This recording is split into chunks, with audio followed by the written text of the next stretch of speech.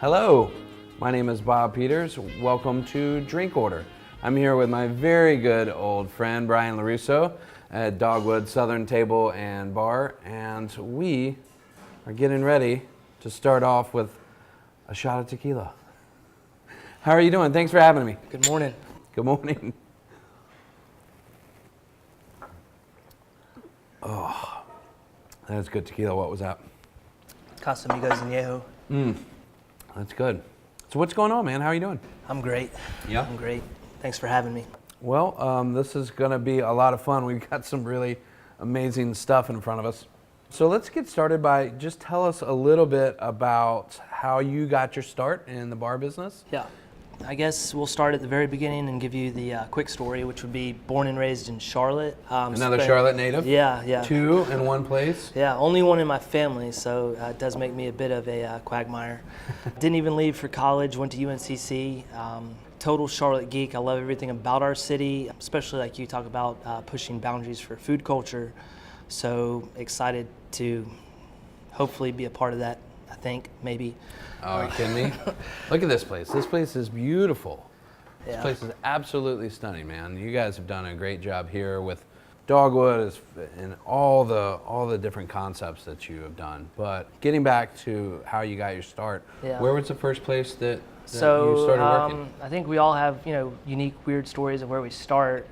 They don't sound as glamorous as everyone wants them to be. Right. Being in high school, I was a short order cook in a deli. A deli? So, what deli was it? No longer exists. It's Jimmy's Deli. So did you get hooked there, or did it take another restaurant? I totally did, because I was probably 15, just short of my 16th birthday when I started working there. Uh-huh.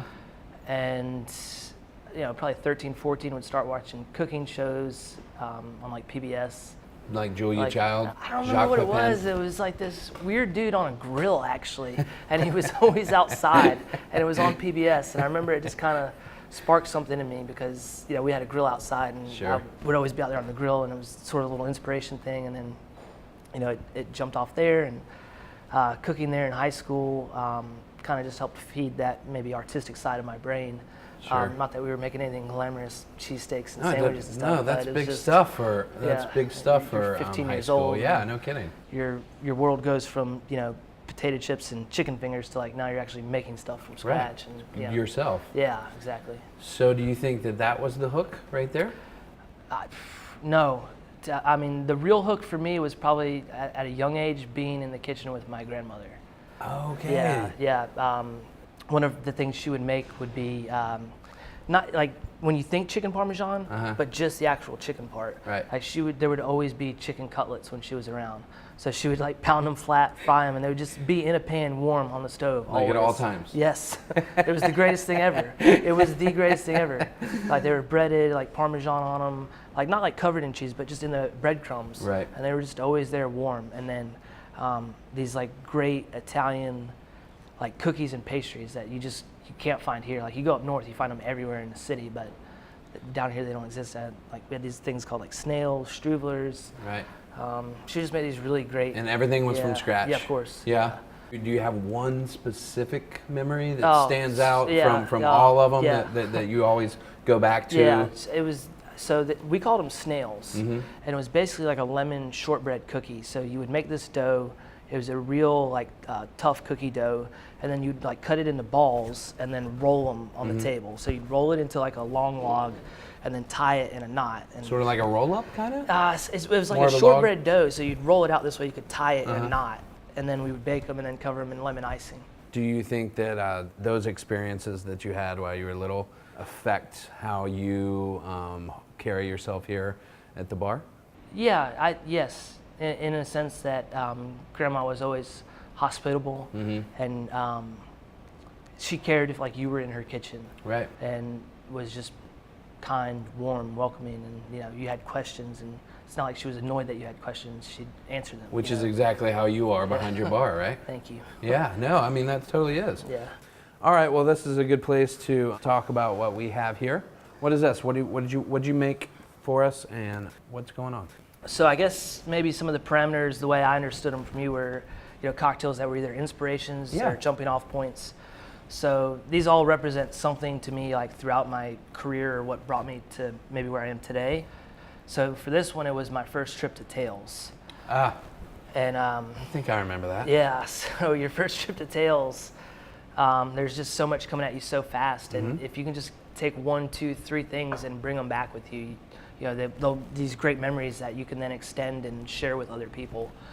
And I hadn't even been off the plane like an hour, and we're walking the city, and there were these reps from Chartreuse walking around, and they were making like Chartreuse snow cones. And you know, you're down there at Tales, it's 98 degrees and 7,000% humidity, and a Chartreuse ice cream cone ends up in your hand, and you're like, wow, that's awesome. I've never tasted anything like that, and I don't want to forget that flavor ever. That's amazing. So that's So what all's in this one? It's just simple. There's nothing to it. It's just vanilla ice cream and Chartreuse, and I just muddle it and then whip it, and then that's it. And it just to play off, you know, Chartreuse, which, you know, has all these amazing flavors. It's insane. The vanilla brings out all those things just, really, really well. That's and it's not that delicious. Right, and it's there's so many times I think about in my career and just personal life of having these experiences and then wanting to then bring them back to the bar. Right. And it wasn't that I was trying to, you know, make a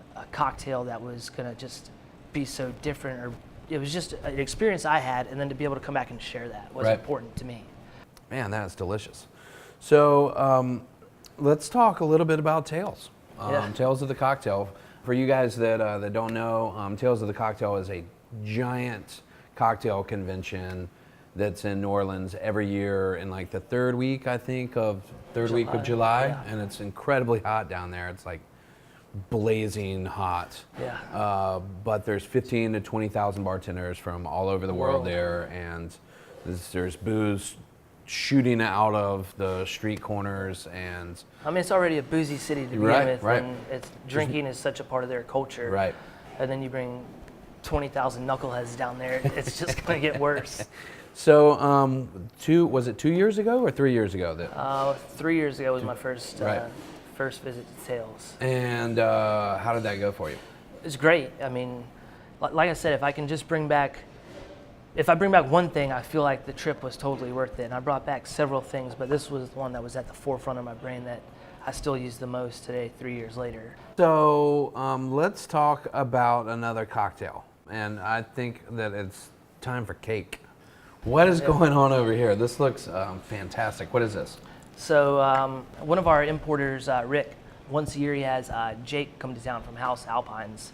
And Jake has this amazing spirit portfolio of Moros, vermouths, sherries, ports, Madeiras, and really eclectic spirits from Europe.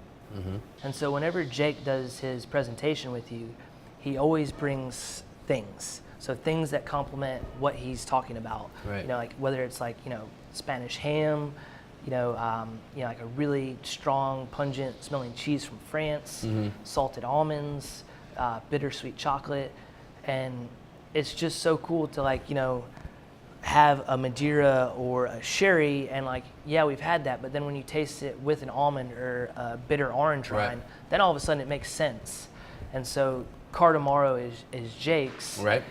And for me, that pairing of Cardamaro and carrot cake is just fun and unexpected and really cool. So do I take a bite of the cake or do I take a sip first? Yeah, I would go cake first, then a sip of the Cardamaro. I'm going in, brother. Yeah, do it. It's something fun that happens because the cake is sweet, a little bitter as well, maybe just because of the walnuts, and then you get this swig of Cardamaro in your mouth to cut all the sweetness. It's just fun. That's delicious. Oh, thank you. And then, yeah, that plays incredibly well. Yeah. That's and it's amazing. Just fun. Like maybe I wouldn't have thought of that if I didn't have that chance to meet Jake and Right. just interpreting that in my own way. Man, that's amazing. Gosh. Wow. Okay. I'm gonna eat the rest of this in a minute. Thank you. We're gonna rub this glass with some orange.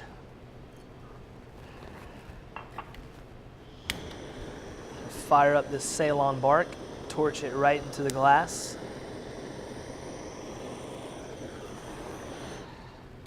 What? Okay. So what is this guy? Where are we here? This is here because you're here, and it's a drink that took off like I never expected, and was inspired by you. Oh, what? Yeah. Wow. When we were work neighbors, and you were at Pisces, and I was Right. at Dressler's. I remember on one of my very many nightly visits to Pisces after work, you were doing that really cool smoked cinnamon thing in the mason jar. Okay. And it was like, I think it was that smoked cinnamon old fashioned you were doing, like where you'd smoke the cinnamon into the jar and then shake it and then pour it and Right. strain it. And this was born out of that memory. That's awesome. So what is it? So this is the Legends of the Fall. It's a smoked cinnamon glass. So Oh wow, I can smell that. yeah, we rub the glass with orange peel and then smoke the glass over cinnamon on a salt block. So it's pure Ceylon bark that we get from Savory Spice Shop. Right. So it imparts like a nice subtle smoke, but like it is overwhelmingly cinnamon. You can't deny that it is Yeah, cinnamon. that's great. And then Alberta dark rye whiskey, and then house-made autumn syrup, which is like an amalgam of a bunch of spices. So pepper, bay leaf, orange peel, ginger, nutmeg, cinnamon, clove, black peppercorn. Just Right. simmer that down. That's the autumn syrup. And That then- is perfect for an early autumn Yeah. day. That is amazing. Like today, that's insanely delicious. Thank you. Well, Ah. thanks for inspiring me. Well, I didn't do it on purpose, but I wish I could claim credit for it. That's amazing. Oh yeah, I might have to hang on to that one, and then I'll eat the cake and drink the rest of this stuff. It's gonna be tough walking out of here today. Thanks, Brian.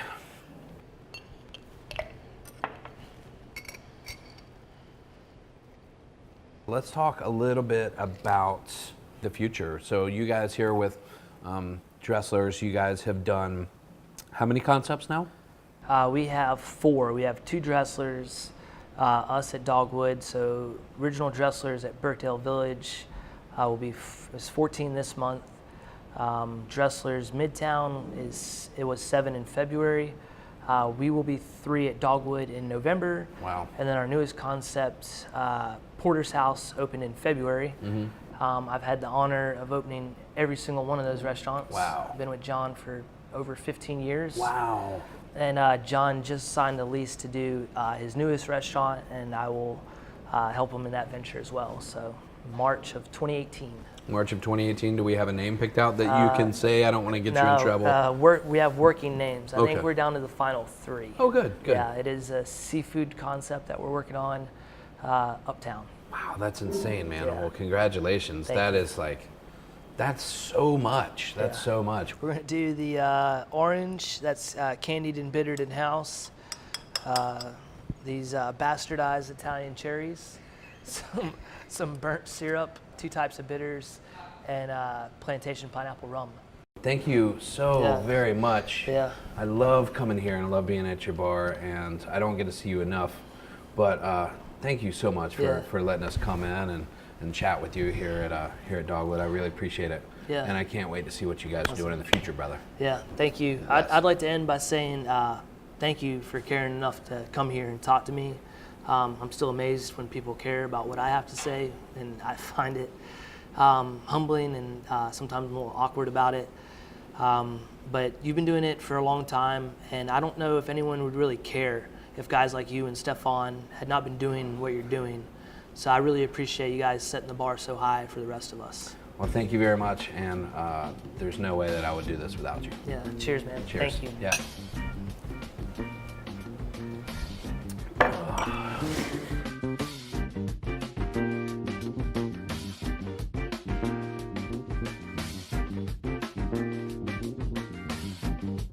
Can I feed you this cheesecake? I'll feed it to you. That's how good it is. I'm serious. You gotta start there. You want a bite? Yeah, of course. You want a bite? Just that one. You ready? Is that all cream cheese? It's all cream Is that all cheese. cream cheese? Yeah, it's all cream cheese. Oh, that's great. Oh, that's So great. good. I just felt That's so good.